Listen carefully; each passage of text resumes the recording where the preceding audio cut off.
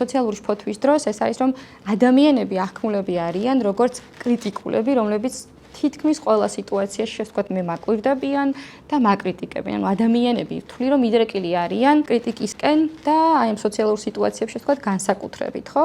ეს არის ერთ-ერთი განმაპირობებელი. მე თუ მაგწმენა რომ ადამიანები ესე კრიტიკულები არიან, მე მათზე ვარ ასე ვთქვათ ფოკუსირებული და აი მათ აღვიქვამ აი ამ საფრთხეს რომ მეც არ მოვყვე აი ამ კრიტიკის ესე ვთქვათ ქვეშ.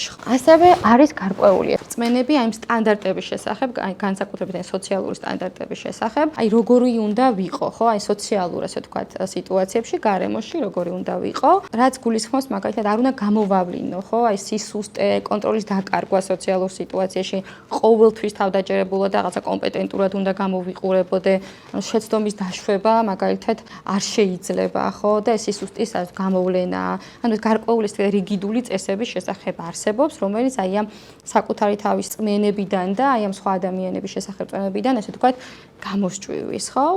და ასევე არსებობს გარკვეული წმენები შფოთვის შესახებ და ამ შფოთვითი სიმპტომების შესახებ. ეს შფოთვის სიმპტომები ძალიან ბუნებრივია, ხო? ყველას გვაქვს ეს სიმპტომები, როცა აღმოჩნდებით საფრთხის-შემცველ სიტუაციებში, მაგრამ ვისაც ეს სოციალური შფოთვა აწუხებს, მათთვის ამას სხვა დატვირთვა აქვს, რომ ეს არ უნდა გამოჩნდეს, სხვა ადამიანები ეს არ უნდა დაინახონ, თორემ ისევ მათთვის, ესე ვთქვათ, აი მათ სისუსტეზე, მოკლედ მიუთითებს ეს ყველაფერი.